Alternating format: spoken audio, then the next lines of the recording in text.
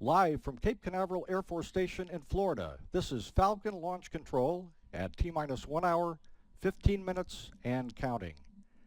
Looking at a live shot of the SpaceX Falcon 9 rocket at Space Launch Complex 40 at Cape Canaveral Air Force Station. The countdown is on schedule for the launch of the mission, with the Dragon capsule headed for a rendezvous with the International Space Station. The Dragon capsule on this flight will transport nearly 5,000 pounds of cargo, including 250 science experiments, crew supplies, and flight hardware for the space station. This will be the 9th launch by SpaceX under NASA's Commercial Resupply Services contract. Launch tonight is targeted for liftoff technically tomorrow morning at 12:45 a.m. Eastern Daylight Time. Pre-launch activities have been underway and have included a verification check with the Air Force Eastern Range tracking stations here at Cape Canaveral and downrange, also including the NASA Tracking and Data Relay satellite system. The Air Force Range Safety Hold Fire checks have been completed. This is the ability of the Range Safety Range Control Officer to hold the launch at any time before launch if necessary. The Flight Termination System checks with the Eastern Range for after liftoff have also been completed. Coming up in about 15 minutes at T-minus 1 hour, we'll hear a weather briefing with a forecast for launch from Air Force Launch Weather Officer Mike McAleenan. A readiness poll of the launch team will be conducted at T-minus 38 minutes by SpaceX launch conductor Ty Morton. This will be followed by starting the automatic launch sequencer 3 minutes later.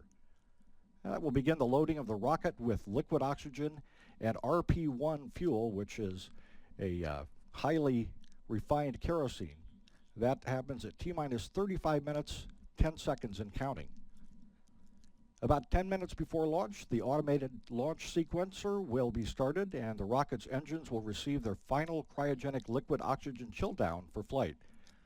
Then at 2 minutes, the Air Force Eastern Range gives a go for launch, and at T-minus 90 seconds, SpaceX Launch Director John Murator will give a go for launch. Throughout the countdown, everything is on track. A few minor glitches here and there, which is always the case. Weather also has gone red a couple of times, but is green. There are cumulus clouds that are drifting onshore from the ocean, heading onshore from the east to the west.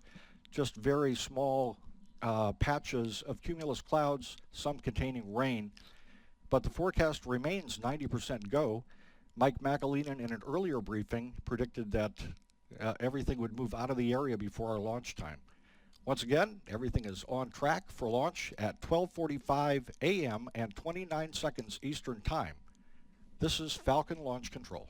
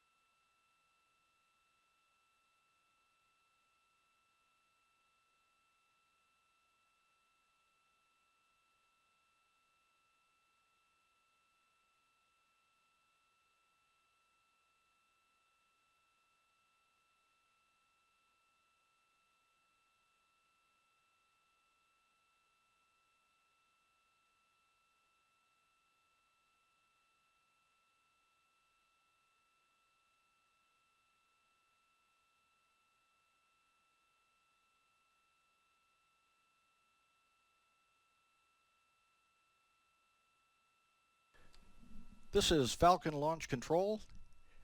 We're a little bit more than an hour and 5 minutes away from the launch of SpaceX CRS-9. As you can see in the blackness of Cape Canaveral Air Force Station Space Launch Complex 40, the Falcon 9 rocket is perched on the launch pad with the Dragon capsule atop, ready to deliver payloads to the International Space Station, where the crew will be catching some rest. They'll be asleep at the time of launch. And when we lift off at 12:45 a.m., the International Space Station will be located 254 statute miles in altitude and southeast of Newfoundland. A milestone for this launch. This will be the second cargo launch in 31 hours after the successful liftoff of the Russian Progress space vehicle last night. And the Progress vehicle continues to operate perfectly. It's on target for a docking to the space station on Monday night. With the liftoff of the Dragon, it will join the complement of vehicles at the International Space Station on Wednesday. After liftoff from Complex 40 here at Cape Canaveral Air Force Station, the Dragon will begin the journey to the station. About 10 minutes after launch, it will reach its preliminary orbit, deploy the solar arrays, and begin a carefully choreographed series of engine firings to rendezvous with the station. The rendezvous and grapple with the space station is scheduled to occur on Wednesday at 7 a.m. Eastern Time.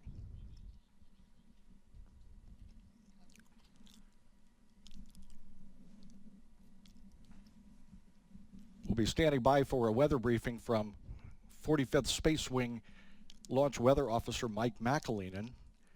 That's 1 hour away from launch, so about 3 minutes from now. Everything continues to be go. This is Falcon Launch Control.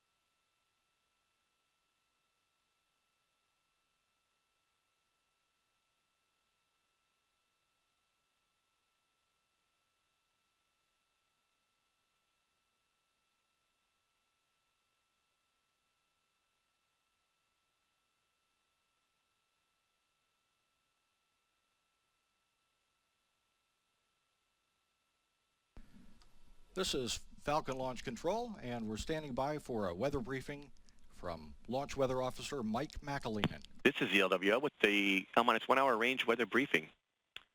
On your video, you could see a enhanced infrared satellite picture showing the southeast U.S. You can see abundant storms over the Florida Peninsula today, all favoring the western part of the peninsula. With the easterly flow, you can see a little bit of upper level clouds moving in towards the Cape. These are not a threat for launch and are thinning out as it's moving in. We did have a couple of showers develop along a convergent band just off to the east. These clouds moved in these showers and did violate earlier. They have all diminished and showing a diminishing trend. So threat is diminishing for cumulus and rain showers.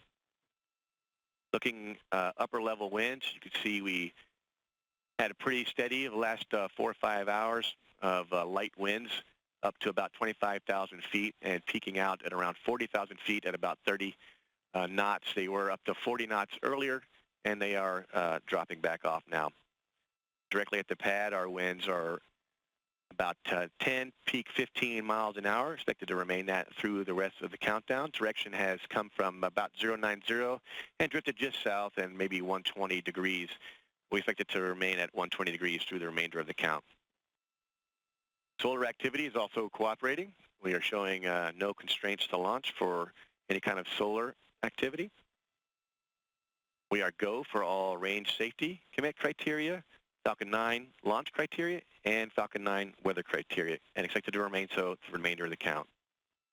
Forecast remains virtually unchanged with just a few cumulus clouds at 2,500 feet and a few cirrus clouds, remnant anvils at 28,000 feet. Winds will stay out of the east-southeast, 120 degrees, 10 peak 15 miles an hour, and expecting 82 degrees at launch time. 10% chance of violation for a stray cumulus cloud or flight through precipitation associated with the cumulus cloud that may move in the next hour. Should we delay to Tuesday evening at 0Z on Wednesday, 0 local on Wednesday, we expect increase in cloud cover with stronger southeasterly flow and increase in wave activity, upper level wave activity, giving us extra clouds, more widespread precipitation, and a 30% chance of violation with addition of thick cloud rule for that day. That's all I have. Pending any questions.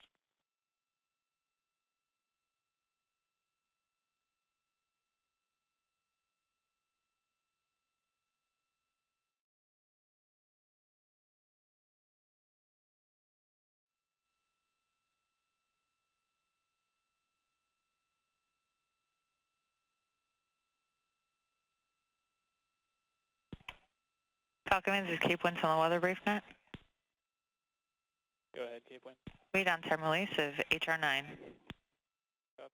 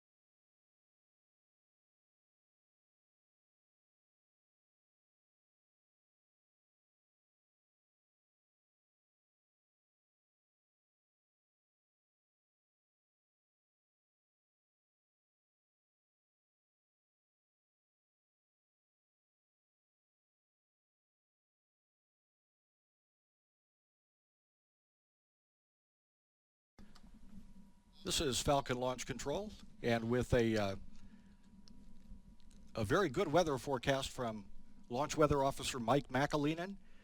No violations for range safety or weather. Everything is looking real good for a liftoff tonight. At this time, we will hand over to my colleague George Diller from Hangar AE at Cape Canaveral Air Force Station to continue coverage of the SpaceX CRS-9 Falcon 9 launch.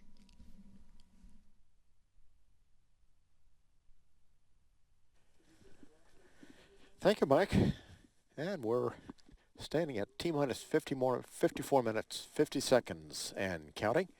This is Falcon Launch Control, where all of our countdown activities are proceeding on schedule for liftoff at 12:45 this morning.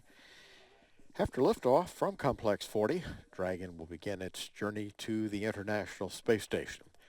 Just after 10 minutes after launch, the capsule will reach its preliminary orbit, deploy its solar arrays, and begin a carefully choreographed series of engine firings to rendezvous with the space station. With launch today, rendezvous and grapple with the ISS will occur on Wednesday, July 20th at 7 a.m. Eastern Time. At the time of launch today, the International Space Station will be at an altitude of 254 statute miles over the Atlantic Ocean southeast of Newfoundland. When the Dragon is grappled at the space station on Wednesday morning, it will be located over the Atlantic Ocean off the east coast of New Jersey. There's a total of 4,975 pounds of cargo aboard the Dragon. Included inside the pressurized portion of the cargo module are over 2,000 pounds of science experiments from NASA and CASIS, the Center for the Advancement of Science in Space. And in addition, there are 800 pounds of crew supplies, 280 pounds of spacewalk equipment, and also 119 pounds of hardware for our Russian partners. In the unpressurized section is the International Docking Adapter, which will weigh in just over 1,000 pounds and is critical for future missions to the International Space Station. At T-minus 53 minutes, 2 seconds and counting, this is Falcon Launch Control.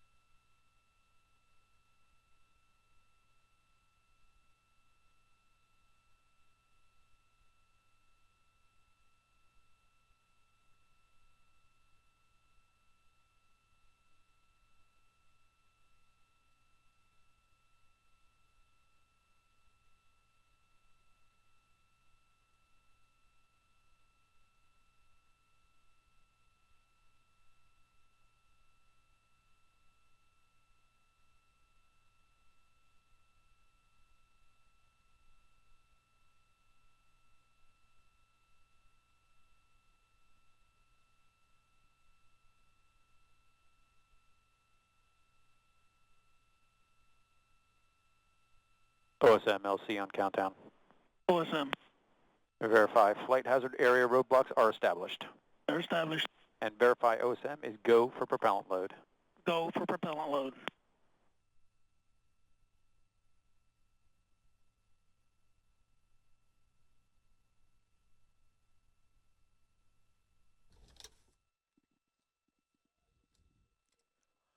This is Falcon Launch Control, T-minus 44 minutes, 30 seconds, and counting. All activities are on schedule for our liftoff of the Falcon 9 with the Dragon capsule at 12:45. And as you heard from our launch weather officer, Mike McAleenan, we have a go weather forecast. I'm joined now by Stephanie Martin, my colleague working our launch tonight, and she is very much involved with our activities associated with the International Space Station and the upcoming planned missions to the space station on our commercial crew program. So we'd like to let Stephanie talk now some about what's going up on this mission that's directly associated with the ISS and what's particularly critical that's going to be on board. Stephanie? Thank you, George. So I've got 4 investigations that I'd really like to highlight for our audience today. The first one is the Biomolecular Sequencer. Determining the sequence of an individual organism's DNA helps us understand various environments and how those environments may affect the organisms. Currently, DNA sequencing can only be done on Earth, but this Biomolecular Sequencer investigation, launching on tonight's Dragon, will test a miniature device that could make it possible aboard spacecraft. Crews could use DNA sequencing to monitor and identify microbes and immediately determine appropriate remediation strategies, a capability that will be critical as we explore beyond our Earth. Our second investigation is the phase change heat exchanger. In space, there is no atmosphere to protect from temperature extremes of sunlight and shadow. Devices called phase change material heat exchangers could help maintain critical temperatures inside a spacecraft by freezing or thawing a material. The Dragon launch will carry a new type of heat exchanger to the station for testing. This phase change heat exchanger project could lead to better temperature regulations for future missions.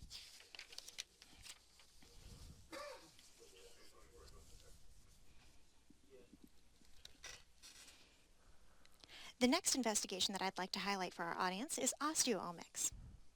Astronauts and bedridden people have something in common, and that's bone loss. Scientists study the mechanisms of this bone loss on Earth using magnetic levitation devices to simulate microgravity. The osteomics investigation will test the accuracy of this simulation by comparing genetic changes in bone cells exposed to magnetic levitation on Earth with those exposed to real microgravity aboard the space station. On the camera here, you'll see an insect using that levitation experiment on Earth, and that'll really help us understand whether it's truly reflective of microgravity.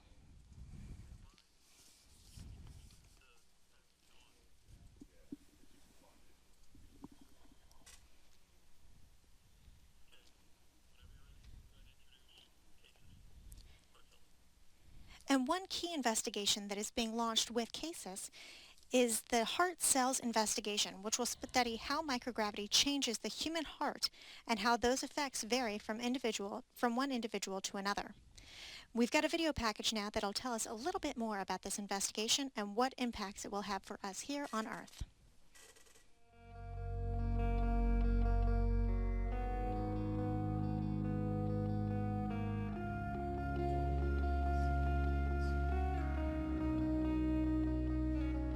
Our project is a basic science project focusing on the effect of microgravity on the function of the human heart cell. The heart cell on the single cell level is the one that actually contracts or generates force to power the rest of the heart. So our lab focuses on the heart because I'm a cardiologist by training, and gist of the research is that we're taking patients' blood. In the patient's blood, we convert them into induced pluripotent stem cells. We're basically taking a small sample of a patient's own skin or blood cells and then transforming those cells into stem cells, which is a very powerful cell type because it can actually turn into any other cell type you want. The space station is a great resource, not just for us, but for other investigators that just want to understand what is the effect of near zero gravity on human body. This is a really new technology, and so there's so much that we don't know yet. Using the International Space Station, we can dream big. We can think of ideas, think of questions, think of novel concepts that otherwise we wouldn't be able to do here on Earth.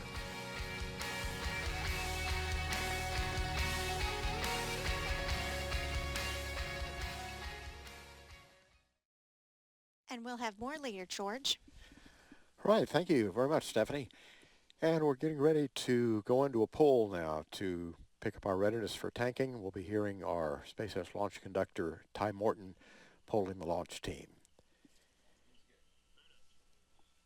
We're now at T-minus 38 minutes, 47 seconds and counting. This is Falcon Launch Control.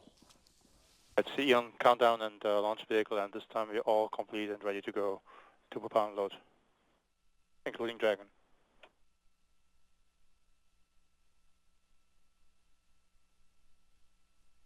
Two copies.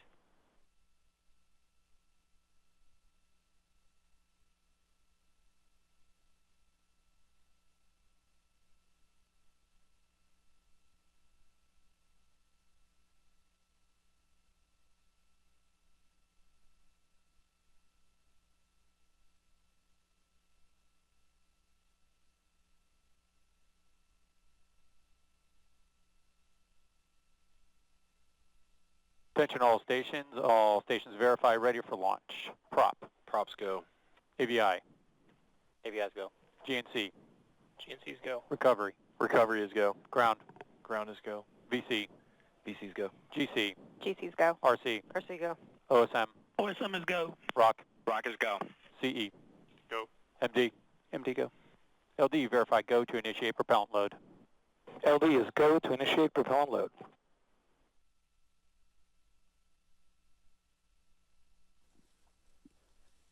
And that go from our SpaceX launch director, John Murator.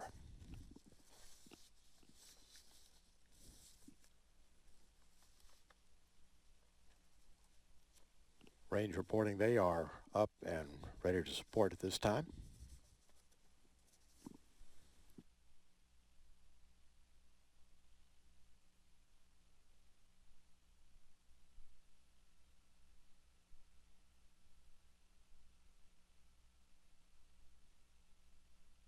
This is LC on countdown net.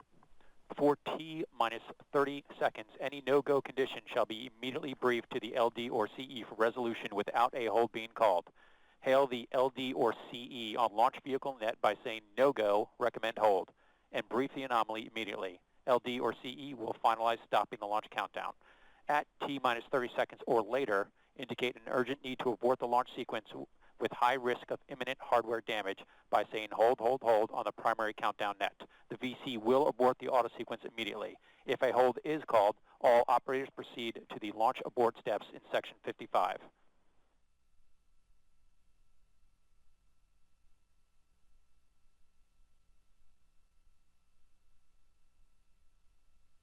DC, this is LC on countdown. Start the launch auto sequence, set to start at T-minus 35 minutes for Dragon.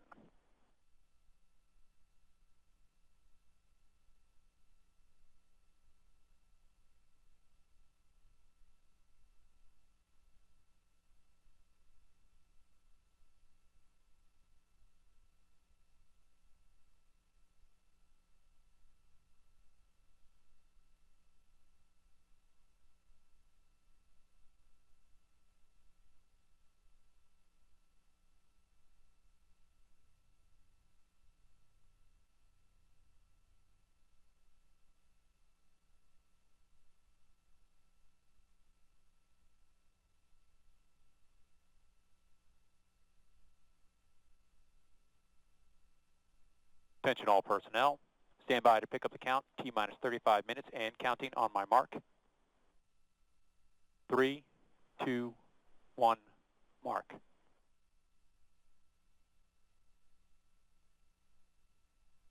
VC, confirm launch auto sequence has started.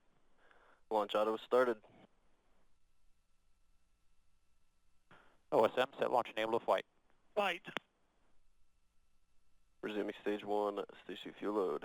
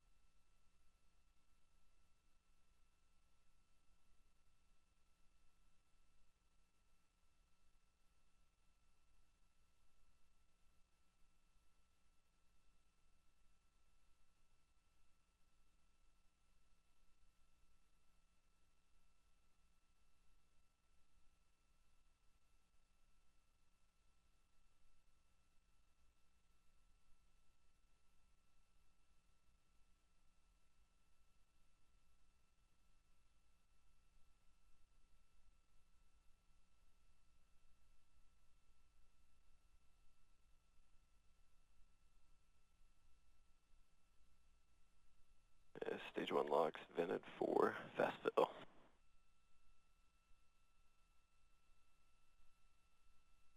And stage 1 locks fill rate nominal. And stage 1, stage 2 fuel fill rates are nominal.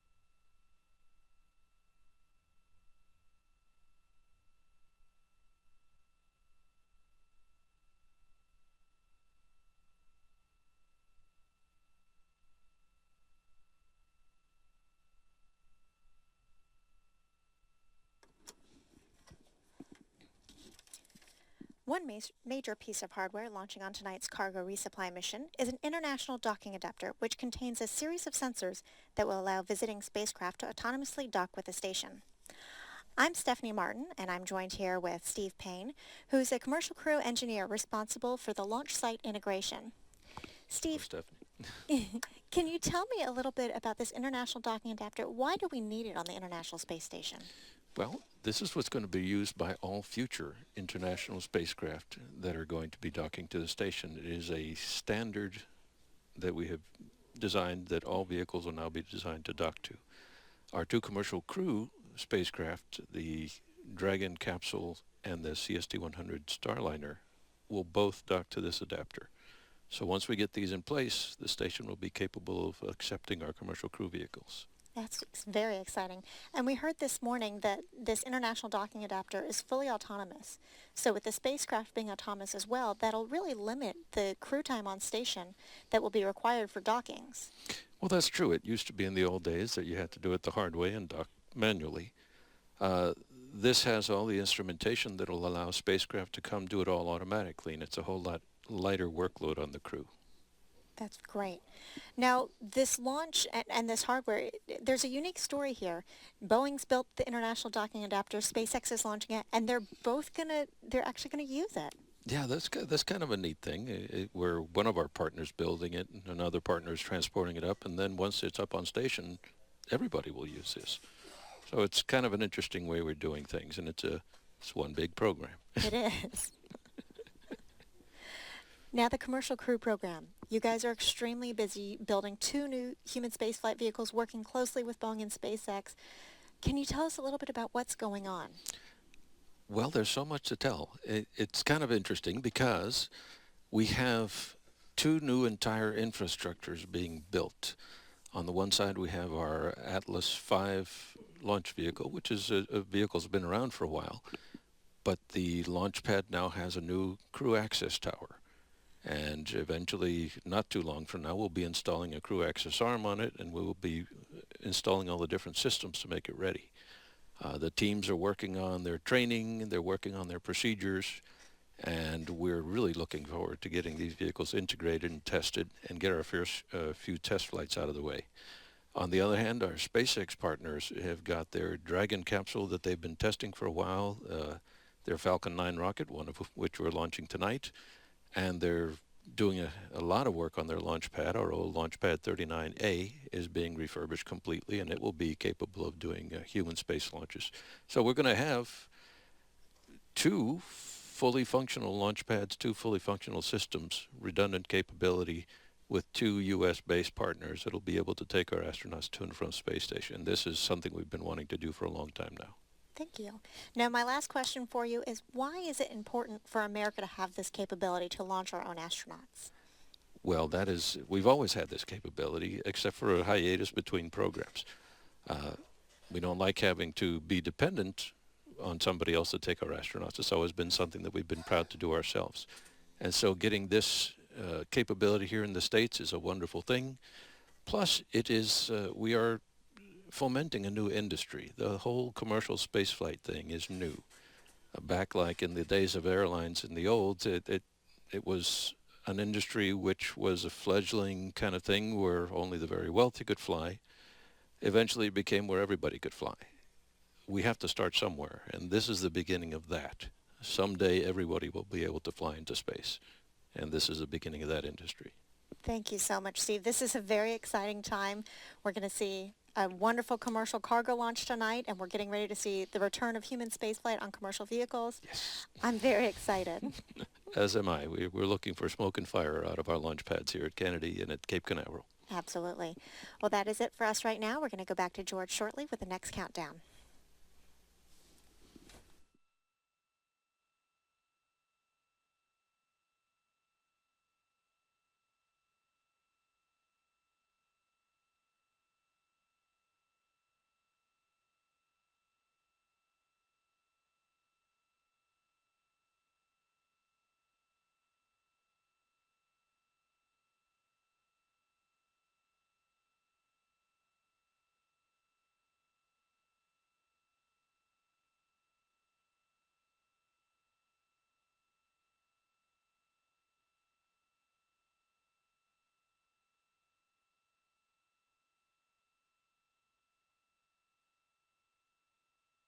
Stage 2, high flow. DB purges are up. Preparation for fuel closeout.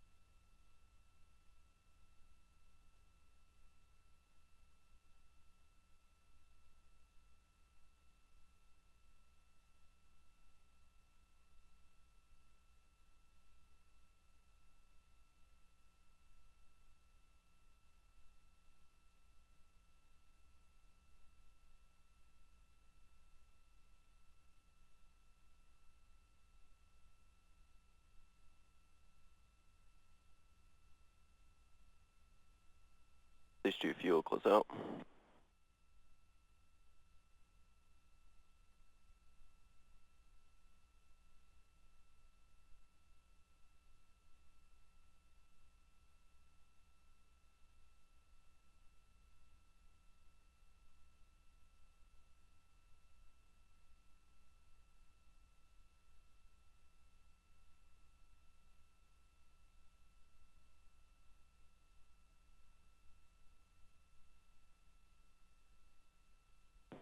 Pogo bleed verification.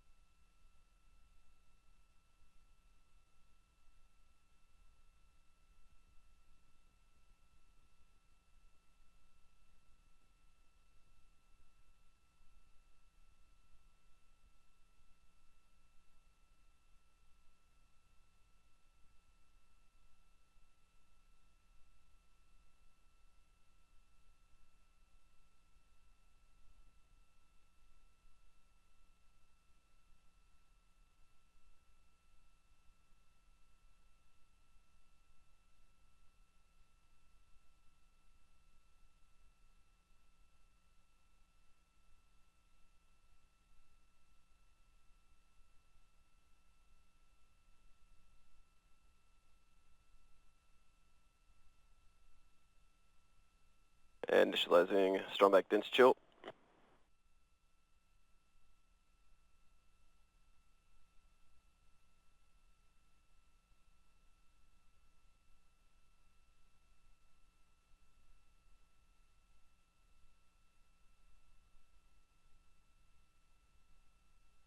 Stage 1 locks, throttling back. Preparation for Stage 2 locks load.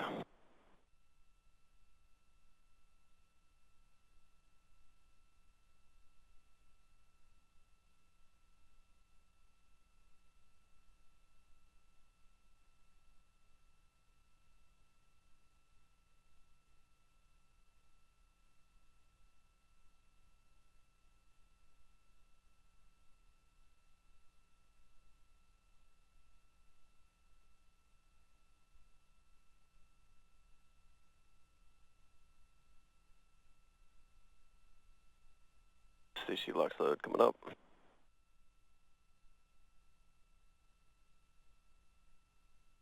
And stage 2 boost and controls up.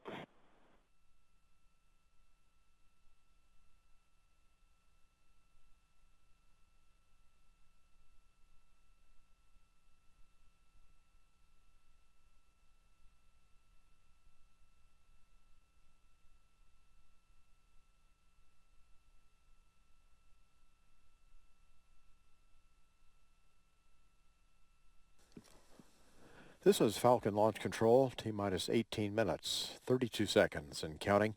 All of our activities continue to be on schedule as we've heard the launch team going through the checklist and activating the various systems on board the Falcon 9 and the Dragon in preparation for our launch tonight.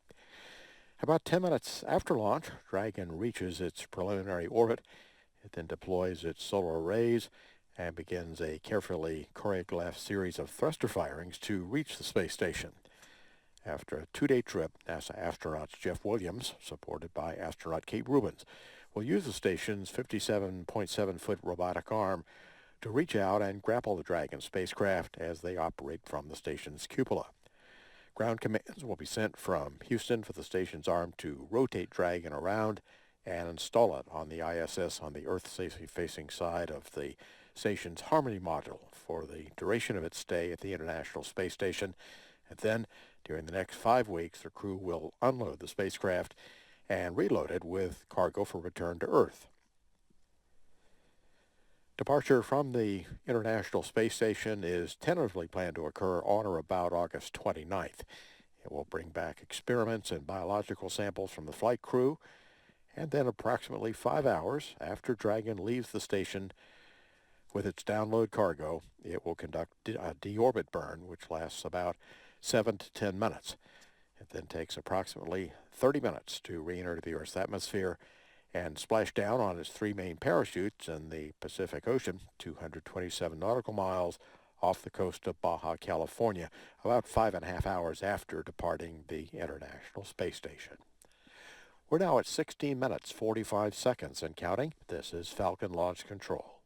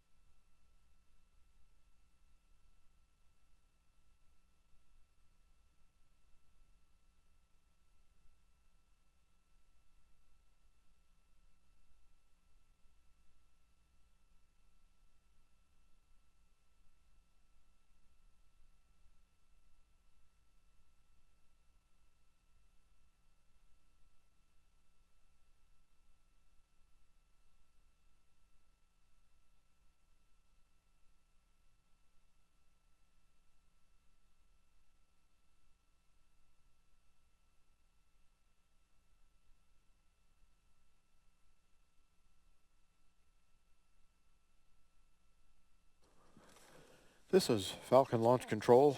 All activities continue on schedule.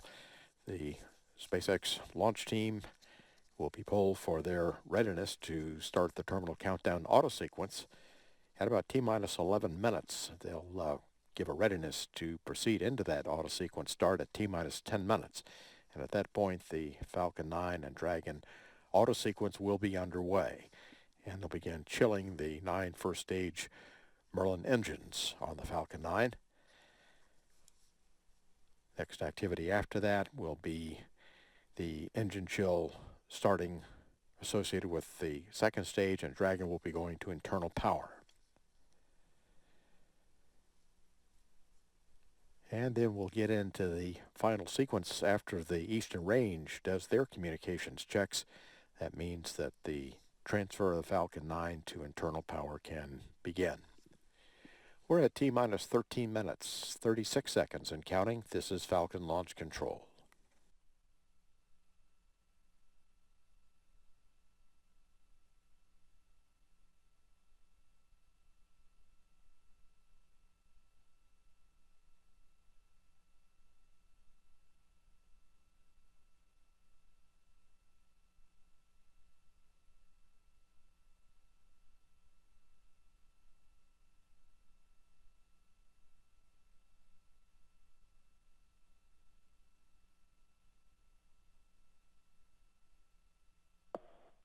Stage 2 helium load coming up.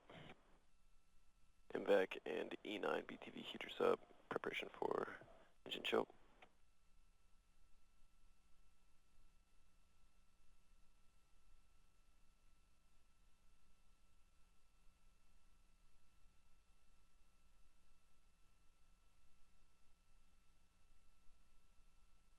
Stage 2 locks, throttling back for cryohelium load.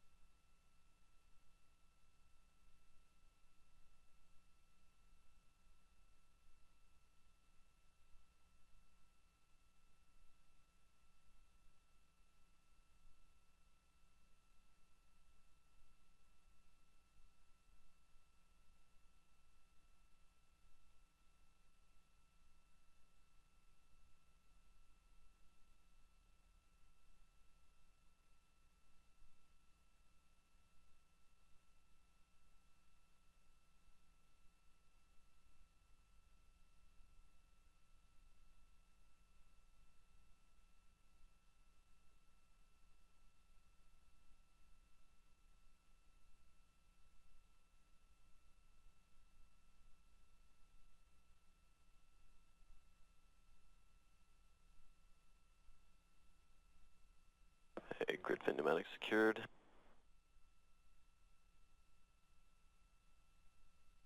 And boost back hazards disabled.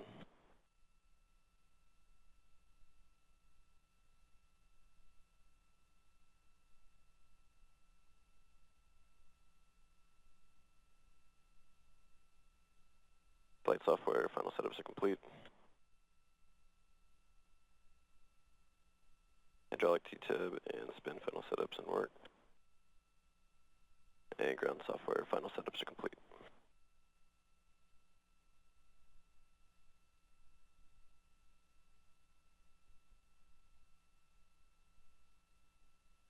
M1D trim valve setups complete.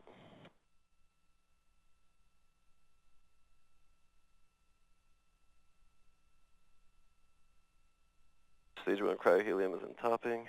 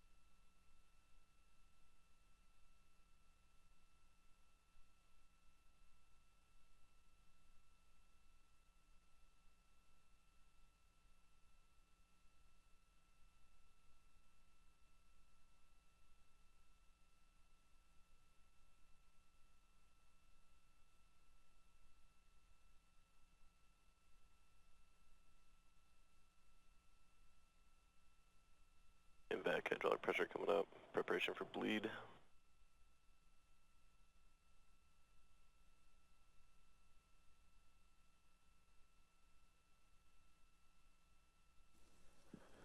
This is Falcon Launch Control, T-minus 7 minutes, 42 seconds and counting.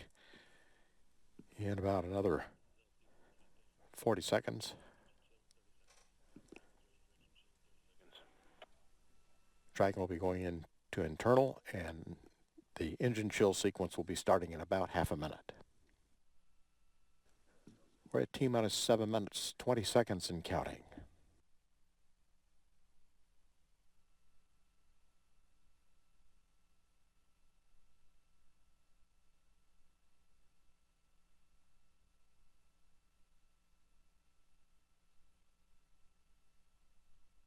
Stage 1 helium cushion secured.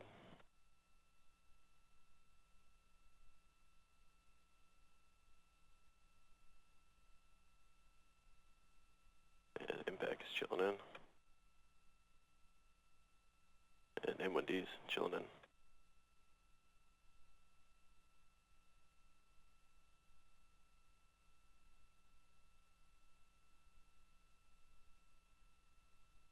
Impact hydraulics and bleed pressures.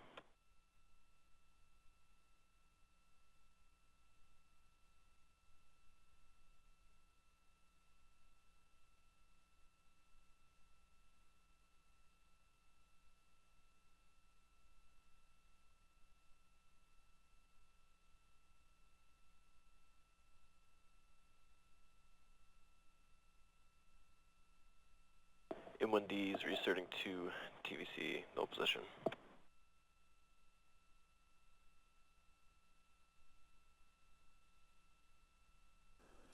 This is Falcon Launch Control. Less than a minute away, we'll have communications checks with the Eastern Range, and that will set the stage for transferring the Falcon 9 to internal power. Engine chill now underway. Dragon on internal power. MVAC FTV setups complete.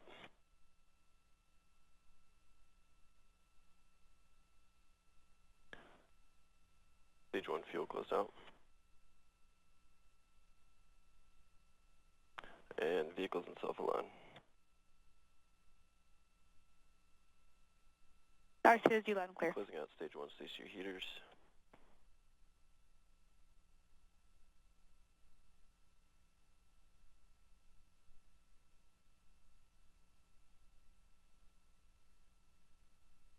Securing stage 1 helium bubble. And stage 1, stage 2 pressing for strong back retract.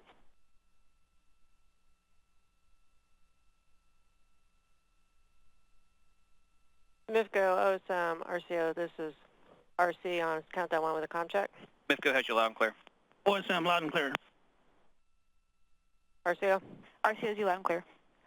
RC copies all agencies loud and clear, moving to range ops. MVAC fuel bleed.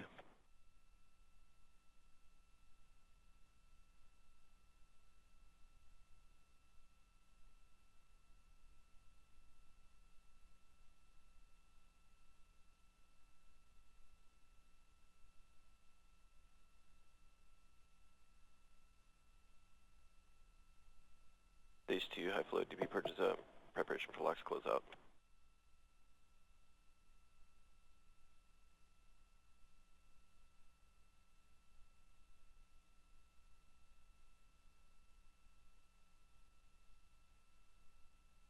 Stage 1, stage 2 at strong back retract pressures.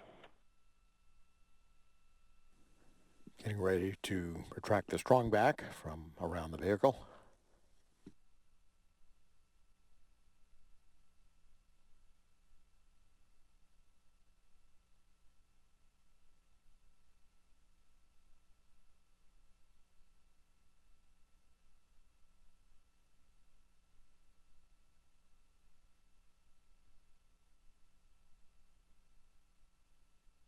FTS is on internal power. I'll see. FTS is armed.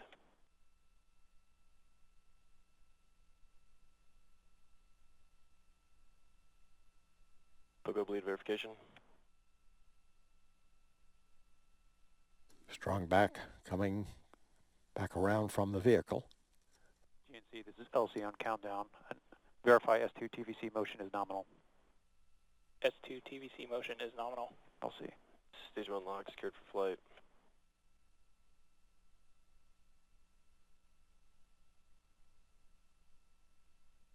T-minus 2 minutes, 30 seconds. Back igniter purge is complete.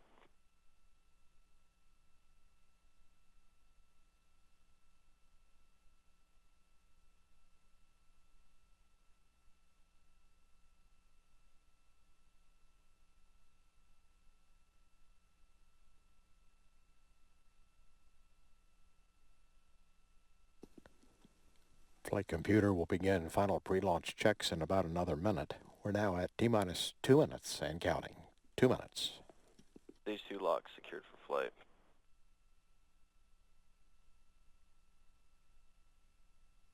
Falcon 9 is on internal power.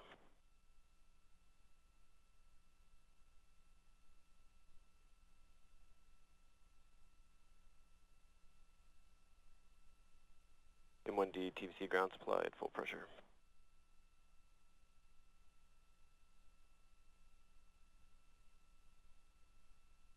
Vehicles in self-align.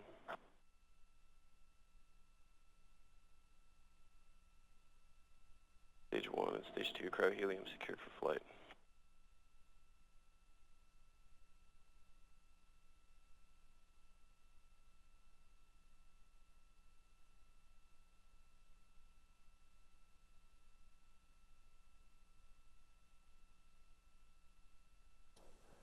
T-minus 1 minute and counting. VC and DC on countdown. Verify F9 and Dragon are in startup. Falcon 9 is in startup. Dragon is in startup. Stage 1, Stage 2 pressing for flight.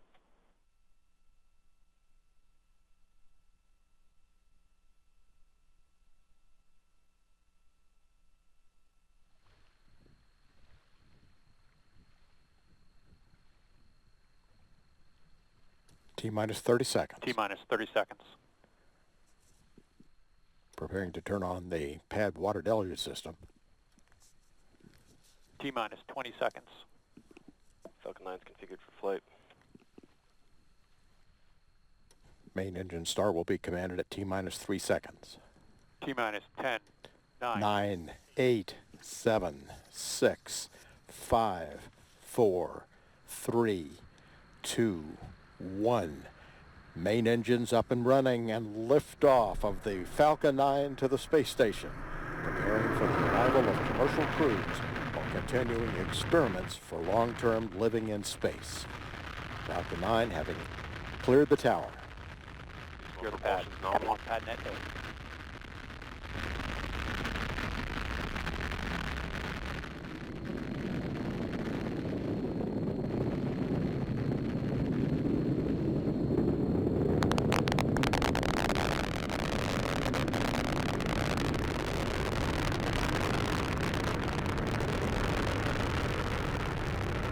Avionics, telemetry, and power with help.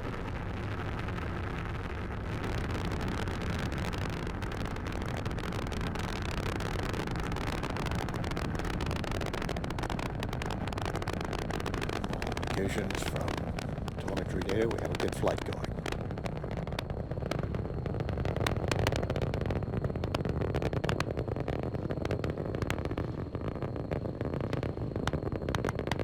Vehicle going through max Q, maximum dynamic pressure, vehicle's transonic.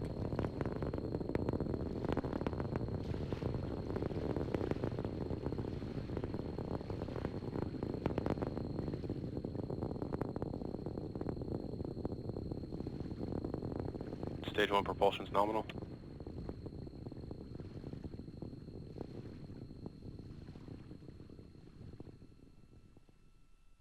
MVAC chill has begun. Avionics, power, and telemetry look good.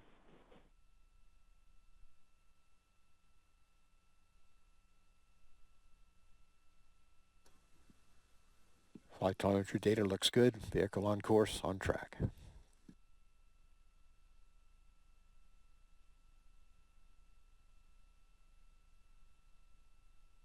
Engine cut off in about 15 seconds.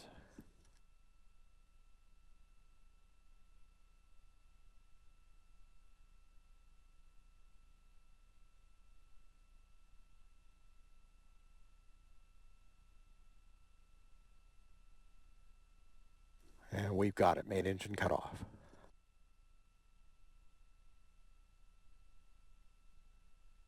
We have stage separation. Stage 1 has entered its flip.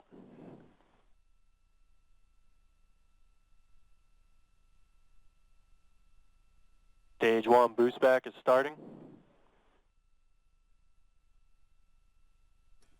First stage, that call for the first stage for a return to landing on Complex 13 at Cape Canaveral Air Force Station. Nominal. Stage 2 propulsion looks good.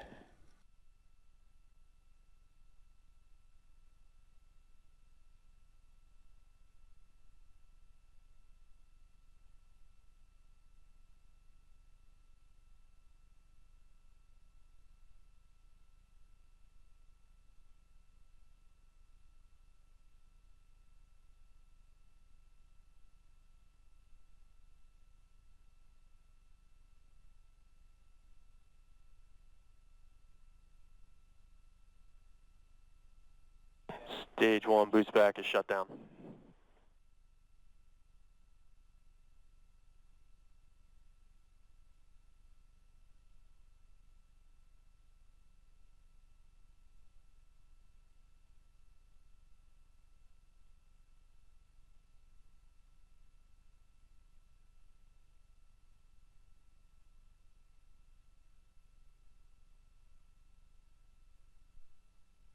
Stage 2 propulsion is nominal. Bermuda acquisition of signal. Avionics reports, power and telemetry are good.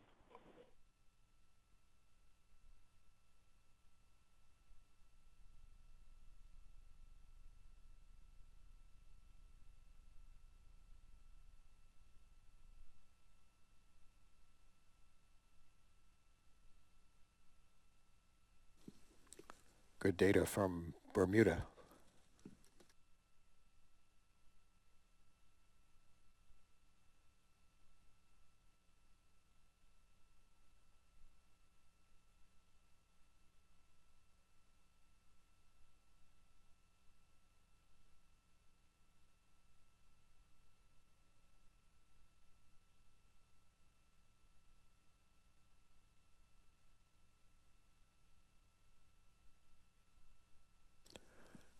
Actual liftoff time was 12:45:29.318.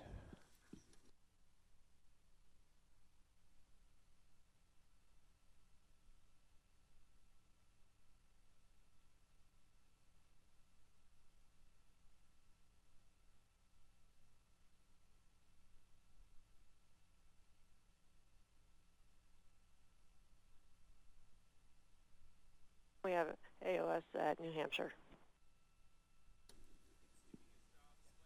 Stage 2 propulsion still nominal. Second stage looks good. New Hampshire tracking station relaying data now.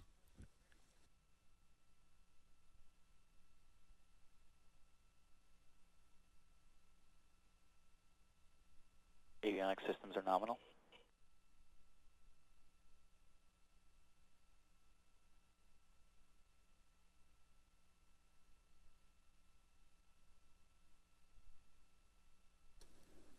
First stage reentry burn coming up in about 15 seconds.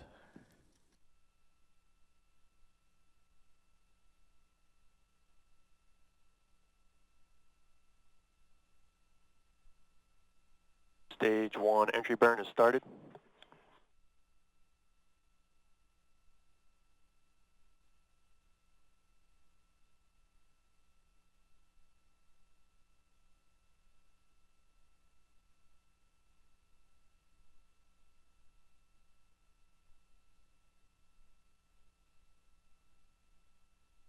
Stage 1 entry burn is shut down.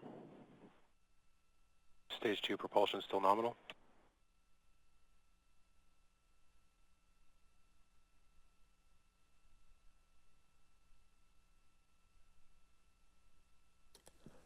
Still a good flight going for Dragon to the International Space Station.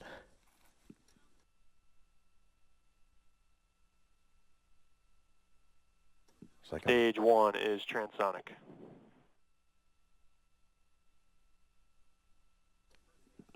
First stage on the way back.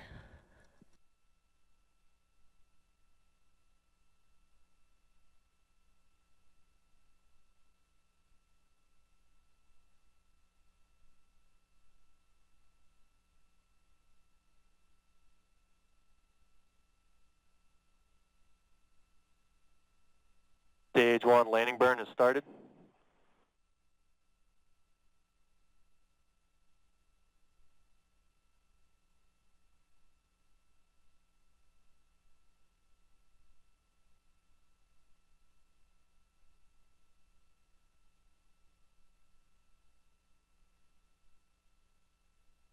Landing legs have deployed.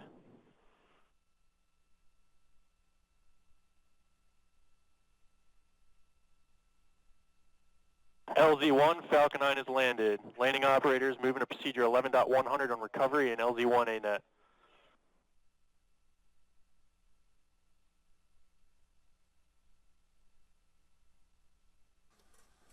Mission control for SpaceX in Hawthorne, California. Staff celebrating what appears to have been a successful landing at Complex 13 here at Cape Canaveral.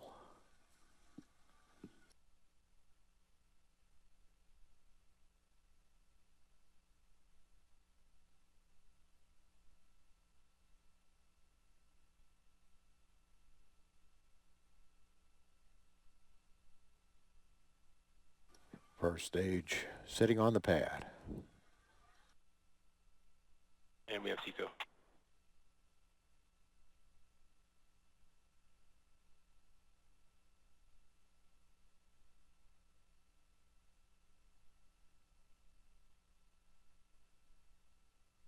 Preparing for separation of the Dragon.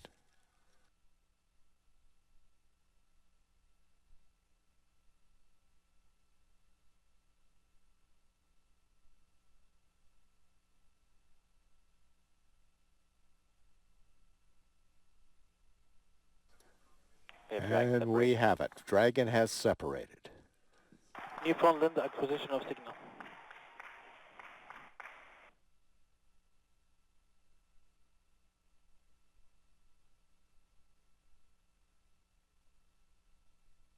Good launch, good landing. Dragon on its way.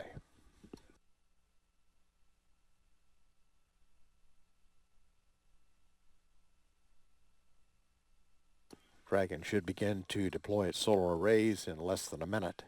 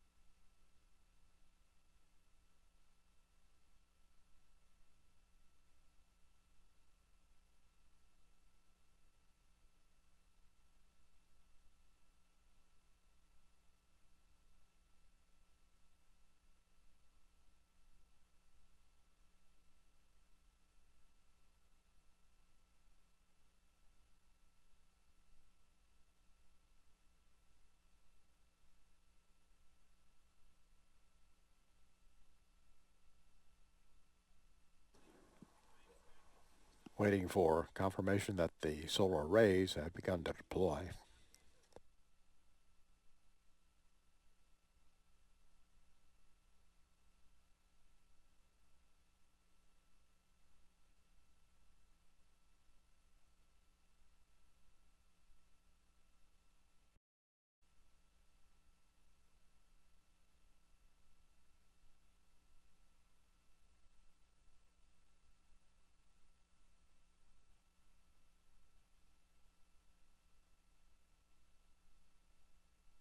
We're now 12 minutes into the flight.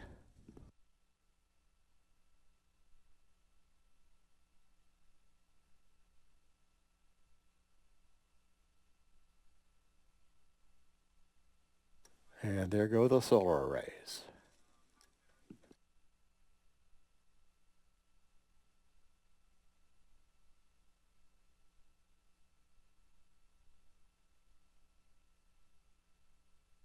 Launch was 12 minutes, 30 seconds. Solar array deployment in work.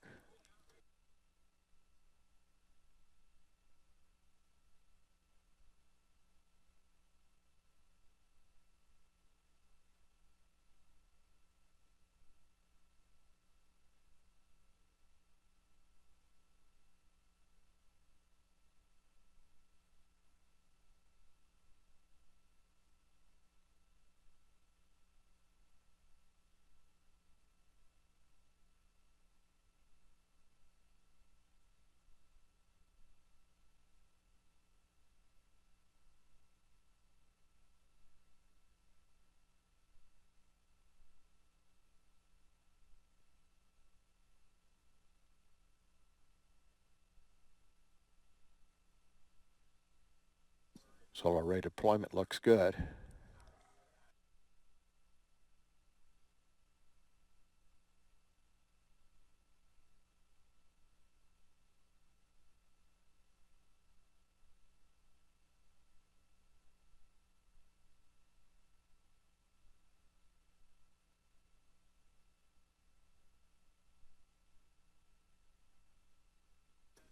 Data coming through the tracking and data relay satellite.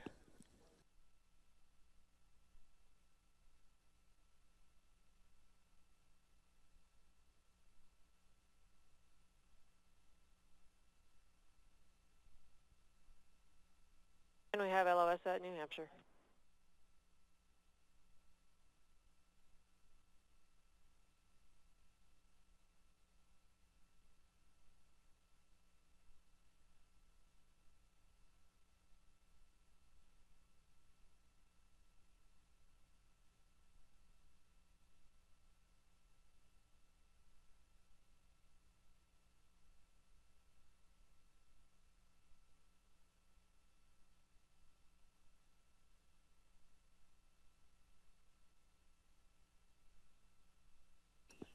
And we're looking now at the Mission Control Center at the Johnson Space Center in Houston, where they have been watching with great interest the success of this launch and of the Dragon spacecraft, because that means we have a rendezvous with the space station coming up on Wednesday morning.